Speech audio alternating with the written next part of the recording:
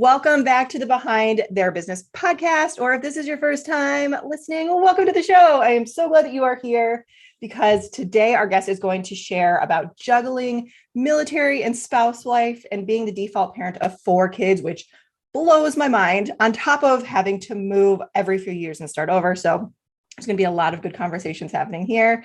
And as what she calls herself, a scrappy military wife, she moves every couple of years, like we said, and she's worked in various jobs in public relations, marketing, journalism, video production, when she calls herself a Jill of all trades. But in 2013, she started working as a freelancer, and now she helps creative entrepreneurs grow their audience, monetize their talents online, and build their marketing funnels. So Emily, I am so glad that you are here. Please welcome Emily Reagan to the show, everyone. Hey, thanks for having me. I'm so excited to have this conversation with you today. Me too. All right. So we have a lot to talk about in a short amount of time. So I'm going to hand the microphone over to you and take us on a journey. Like, where did things start for you specifically with this military life freelancing journey? Oh my gosh, I love talking about this because I used to be so embarrassed by my resume. We have moved 12 times in 19 years. So I have never had a job longer than 18 months. And having baby boomer parents, I feel like this is an embarrassment, right? But my parents don't really put that pressure on me, but we're taught to stay loyal and have these jobs and these careers. And I married at 22. I have no regrets. I love the military life. I've been all over the world, literally, but I gave up my career and I've been really scrappy. I'm very industrious. I've always managed to find some related job to my field. And like I said, never stay there longer than 18 months. I think one time I even lied saying we would be there longer. I've had to lie to say we'd be there longer. And so it's kind of been tough when you have this very flighty, chaotic resume to see your worth in that. But eventually I started realizing here in this online space, it shows something that I'm really strong at. That's probably one of the most desired soft skills anyone could have. And that's my ability to adapt. So I had to do a big mind switch there. And I remember that moment when it happened, and I had a boss, and by the way, I'd never made a salary more than 40,000 either, because I'm always moving. I'm always starting at the bottom. I never have vacation days. And I had my new boss for this nonprofit where I got hired as a PR director tell me he knew he could get me for cheap. And he didn't mean it like that, but the face you're making is how it sounds. Yes. But what he meant is I was sitting on this bank of skills that, the energy company down the street wouldn't see because I'm not connected. I don't have a network. No one knows who I am because I've changed jobs so much. And so I've done great in these positions because I get to be a one-man band. I get to be the Jill of all trades, like doing everything PR and marketing related. But when he said that to me, I kind of saw the worth, even though he said it kind of effed up, but I knew what he meant by that. And he was actually a really good boss. So I'm not really throwing him under the bus, but it kind of clicked for me. I'm like, yeah, I have this desirable skill set and I need to market. And so I need to own it, really. And somewhere in there, I had my dream job, found out I was pregnant the first week of work with my first kid. And everything changed. You know this, you talk about it here on the show, but when you have kids, everything changes. And I stayed in that dream job for 18 months, which is what I do. And then it was time to move again. And at that point, I just couldn't go back to a 9 to 5. Like, I just couldn't do it. And that was with one kid. And my husband being in the military, he was always in the field. He was like training, like you could drive by I-40 and see them in the tents, and, he would be away from home. I'm trying to juggle a baby, get ready for TV interviews at 6 a.m. because that's when you can get on TV, right? Like with the soft news. So I'm trying to do my hair. I have this baby. I have no help, the default parent. It just hit me really hard. And I'm so lucky and I'm so privileged to have this military income coming in and the benefits, but I just realized I couldn't keep up the career and move all the time. So that was like a very fast, long-winded story about how I got there. I started freelancing, and then the rest is history. Mm-hmm. Yeah, I can completely resonate with you talking about baby boomer parents. My mom has been with the same company for 35 years. Oh my God. when I started my like quote unquote professional career, I was with two different companies, 5 years each. So a total of 10 years in like the traditional corporate world. And once I told my mom I was leaving, she's like, what are you doing? You can't do that. Like, so yes, I completely understand that. And then of course come all the mindset issues like, oh my gosh, am I really supposed to be doing this? Blah, blah, blah. You know how that goes. Yeah.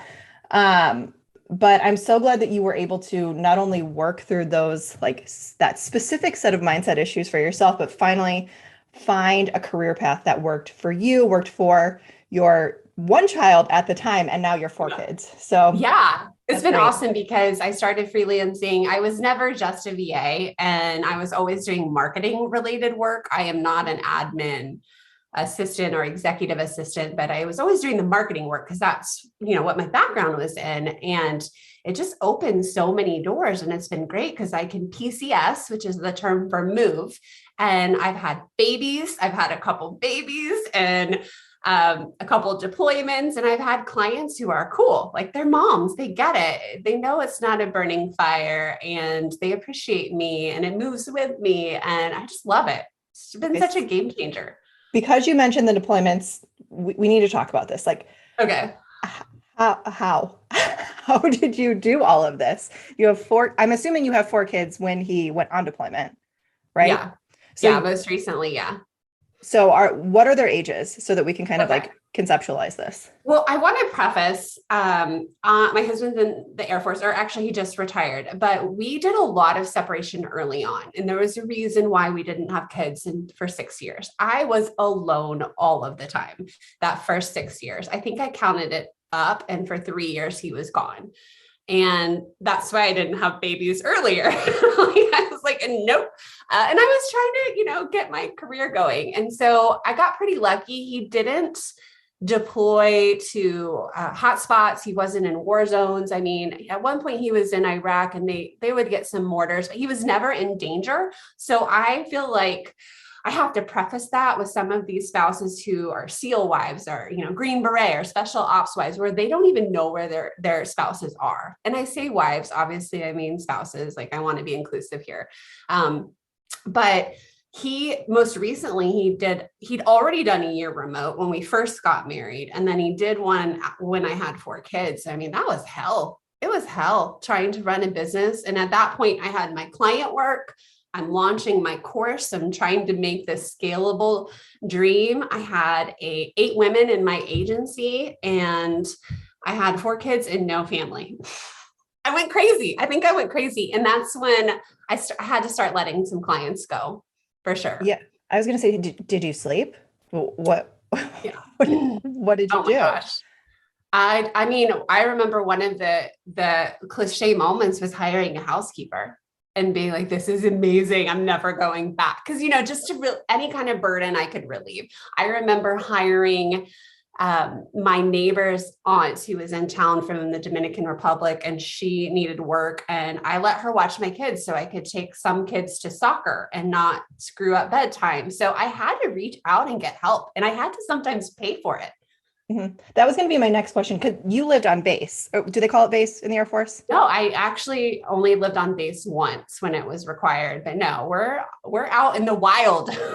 Oh, wow. So I was assuming it was like a whole base full of other military spouses who could kind of lean on each other, but you didn't even have that. No, Wow. and especially when we were in South Florida, because it was a whole different world down there for us who didn't speak Spanish. And we were at a very tiny base. There was no commissary, like nothing was close by. It was very, very small. It was beautiful being near Key Largo, though. I mean, there was a lot of perks. I don't want to sound ungrateful.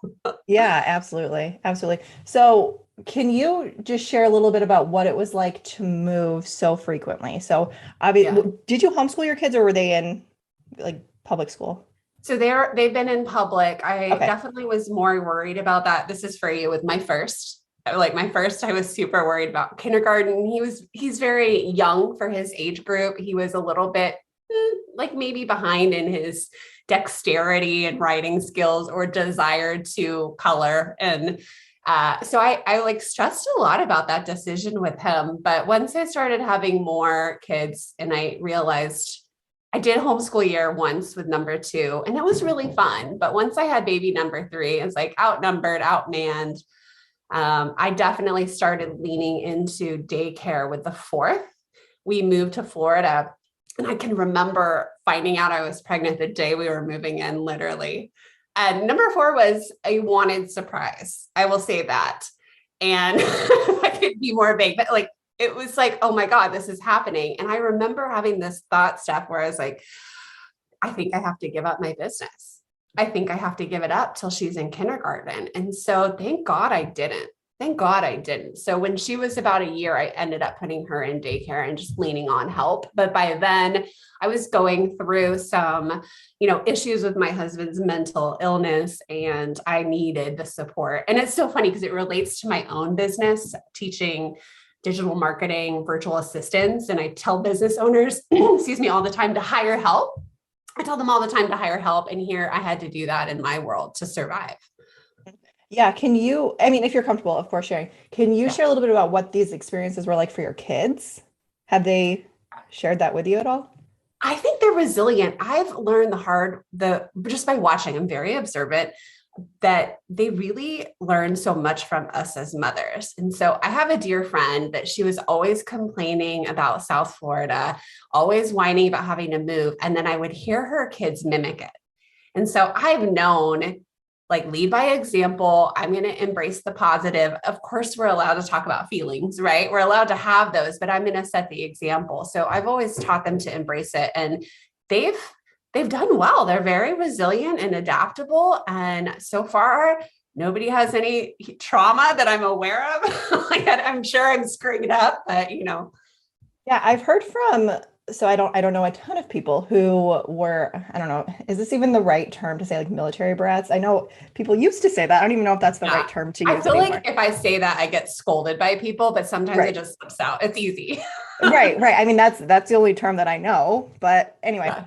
Kids who have parents in the military and move a lot, I've heard that they're actually really grateful for that because they are so resilient. They can adapt so much more easily to situations because, especially once we are out of the traditional, like, go to school, maybe go to college structure, everything in life is insane, right? Like, yeah. From trying to find new jobs to starting businesses, you have to adapt so quickly. And I think that's actually a really great skill set to have. Yeah, it kind of ties back to what I just talked about with my own resume, right? Yeah, exactly. Exactly. It's so funny because in South Florida, and I'm not bashing South Florida, but there was a lot of kids who'd never been out of the state. I mean, it takes a lot of effort to leave South Florida. And my kids were just shocked. And here they've been to all these states and they know these places. And I grew up in the military too. So I'm very familiar with this life. And it was funny because I remember my mom telling me this story where this kid went back stateside. He was talking about all these places he's been in the world. And the teacher just thought he was lying and making up shit. And he wasn't. He really had. And I love that for them. But I do, it's so nice. We just retired and moved to Richmond. We're starting to see kids like at soccer, at school, at swim, run into the store. And I'm like, I am craving that community. Like, I am ready to settle down and not move again. Oh my gosh. I bet that's a lot of moving.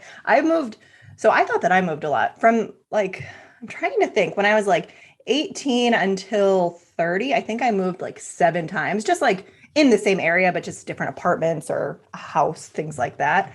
And I thought that was a lot, but it's nothing compared to moving different states and whatnot.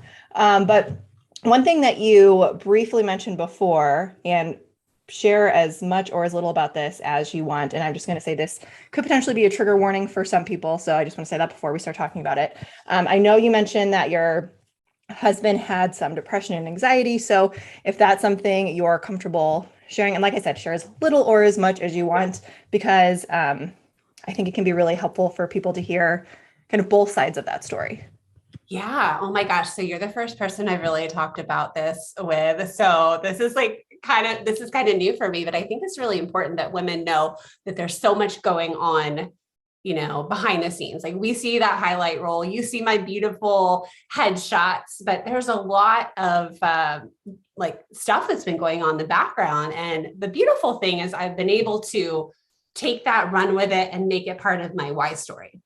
But I've watched my husband, I've watched him kind of slip over the years. And at the time, I wasn't really aware because, we're having kids, we're busy, but I saw him kind of slipping. And now we know that he was probably high functioning with anxiety and depression for a while. But he had this situation where he was working for a horrific 4-star general. And I can pinpoint it to this job. I can pinpoint it. And it makes me so sad in hindsight because we have no control in the military. Like when you get tapped on the shoulder, you have to say, yes, sir. Like there is no, sir. And so it sucks that it kind of crushed him and he didn't quite have the tools to cope. And so over the years, it was a slow decline until it just like blew up in our faces.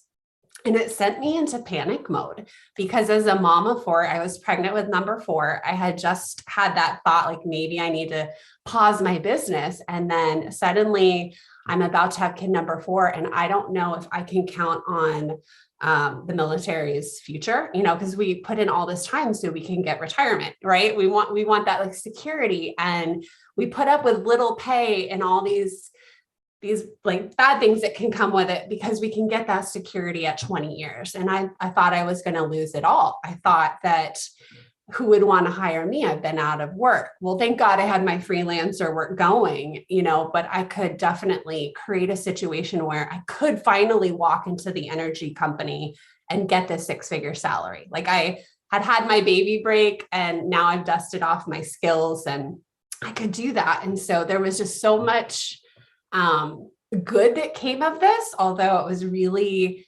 hard to watch someone slip. And I want to tie it back to this whole sense of asking for help.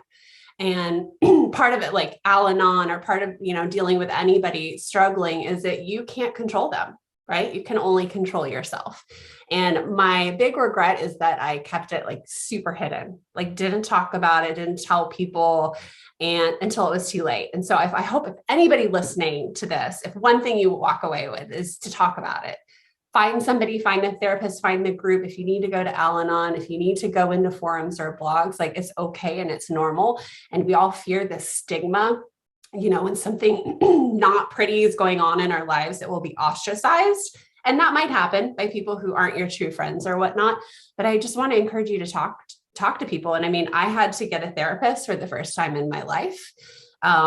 My business exploded because I was like, I refuse to let this stop me. And I am going to take care of my children. And now it's amazing because I have this 6-figure business and I've done it. And this is a big part of my why I've never shared. And this was my motivating factor. Like I will never have the rug slipped out from under me. And I've got to be able to provide for my kids should anything happen, like anything. Like, I don't know, with a deployment, you just never know. Right. So yeah, I think it's hard too, because I've watched him try to, balance doctors, do the things that he needed to do, but like, I want to like, just go in and fix it, like I'm the implementer, and I've really had to be okay with letting that part go. I can't control it. And so I've learned a lot. And I have to tell you, anytime I ever saw anything dealing with mental health, I used to just tune out. Like I'm that girl. And I'm like, I'm not interested. And now I'm like, oh my God, like this is so crucial, because like if I had let myself slip, if I hadn't gotten help, I mean, I had to go on medicine.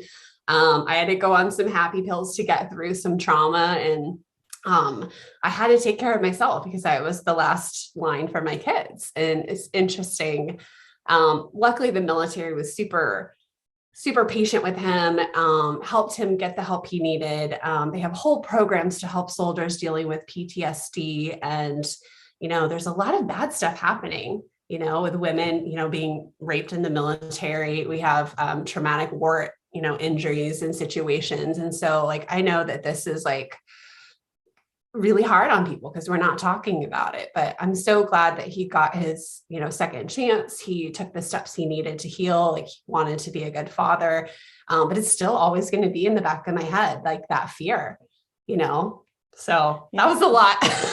No, I didn't even want to step in because I was like, oh my gosh, this is all so good. And I'm so glad that you're sharing this because like you said, this is a side of not even military life, just life in general that people don't really talk about. They're like you said, sharing the highlight reel, sharing your beautiful headshot, sharing your day at the park with the kids, but not Right. talking about like having to go to therapy. Well, more people are talking about that now, but maybe Yeah. to go on prescription medication, to work through something, like I'm really glad that you shared that. And I'm also glad that he got the help that he needed, you got the help you needed, so that your kids can benefit from that too in the long run. Yeah. Because Because that's ultimately what could really affect them is Mhm. unhealthy boundaries, unhealthy relationships, and all of that. Absolutely. My husband and I had to do something similar. No, we're not in the military, but just dealing with different types of anxiety, some depression here and there. We Mhm. got to a breaking point where we were like, we can't live like this anymore. Like our marriage will not last. And we also wanted to do it for our son and now our future child that is on the Yeah. way as well, because it's a ripple effect, right? Like I don't know if you noticed this, but for me specifically, I noticed I had traits from my parents that were just kind of passed down because maybe they didn't work through their stuff. So it's like, okay, you know what? We're stopping this in the tracks. We're not going to let this go on any further. We are going to be the ones who heal our wounds so that our children don't have to experience it. So I'm really glad Yeah. that you did that as well. And what I didn't realize is it's not like you just start taking the right, antidepressant and things just pop into place, right? It took time. And the Zoom school year and the pandemic shutdown, it was really difficult. And I felt like a little bit of a loser with my business because things just had to plateau. I mean, it was a reality of what was going on. I mean, there's a lot of like walking on eggshells when somebody is not well and, putting that person first, and a lot of like deep seated like people pleasing, but yet, I mean, yet you're worried. And the Zoom year, I'm just glad that's over, girl. So I feel like people don't talk about that part either. What No, and happened? I haven't, well, people have mentioned it here and there, but I personally didn't have to go through that. My son was only one at the time, so I was like I was Okay. home with him all the time anyway. I'm always home Yeah. with him, so it didn't really affect our family. But I know, for example, so my youngest brother is 11. So my stepmom and dad had to do like Zoom schooling for him, and they were just talking about like it was awful. They were like, because It was. like he Yeah. wasn't listening to them because it's like not their teacher. I don't know. I I don't know. know. My sixth grader was crying and he was new. So the teachers didn't really know him and they just were assuming the worst. And then doing Zoom kindergarten, like, which was a whole Montessori school. Like, You even do Zoom kindergarten. What does that even mean? oh, I know. She was, let me just tell you, I'm really good at teaching the math because we could get in and get out. So she got really good at math, but her writing, because I didn't have the patience to sit there and be like, let's write every little sentence. So her writing and reading was definitely behind, which is funny coming from me because I love to read and write, but I almost like gave up. Yeah, yeah. So Hard. actually, we're planning to homeschool our kids. That won't start for another like year or two. But I told my husband, I was like, you need to commit to being the one to do this because I'm going to tell you right now, I will do arts and crafts, but I have the patience for nothing else. Like Yes. Yeah. I can't do it. And I had he's great. to. So Yeah, that's so he good. gets to And do I it. think that brings up like a good spouse relationship. I've had to get to the point now that my husband as well. It's amazing how much he stepped in to help when for years it might have been like a ghost or shell of him that I Mhm. didn't realize. So now he's the one checking homework. Like I actually got a lot off my plate. I had to be very patient, but he's the one running everyone to basketball. I mean, it's like such a different, oh, it's like we've done a 180 and I love it. Like I wouldn't go back because I'm not good with follow through. Right. So I'm terrible about signing the homework thing every day. Like I just suck at that. And so it's so nice that I feel like we're more balanced now. And for a while, I'm like, man, how did I put up with that for so long? But I didn't know any better. He didn't know any better. And that's why we're having this conversation. Yeah, no, absolutely. I'm glad that you shared that. And it's great that you each have different skill sets so that you can use those in your life with your kids, all of it. Yeah. So thank you so much for being here, Emily. This has been such a good conversation. I feel like we've just peeled back the curtain on so many different topics Right. during these episodes. So there's a lot here. There's a lot to digest. But if somebody wants to connect with you to either just talk about military spouse life or to work with you, where's the best place to do that? Oh my gosh, I'm having the most fun over on Instagram. That is the place for me right now. I also have a podcast, Unicorns Unite, where we talk more about digital marketing and working online. But the best place is over there, and you'll see all my pretty highlight photos, but you'll see some raw behind the scenes, like no makeup, no eyebrows, Emily, too. I love that. So we'll link to all of those in the show notes for everybody as well. So Emily, thank you again for being here. This was such a good conversation.